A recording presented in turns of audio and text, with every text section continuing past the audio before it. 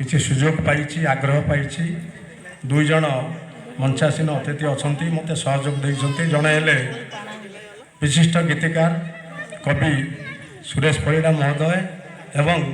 अन्य जड़े नारायण कुमार राउतराय से मोर शांत हे ये दी जन निश्चित भाव में अवदान अच्छी एपर्यंत मु कविता लिखि चलती एवं सांबादिकता जीवन दीर्घ 20 वर्ष है कार्य करुँच सांबादिक हिसाब से ये दी जनकर अवदान निश्चित भाव में से अच्छी मुझे पदे कहवाक बाध्य हली मोर कवितार शीर्षक बापा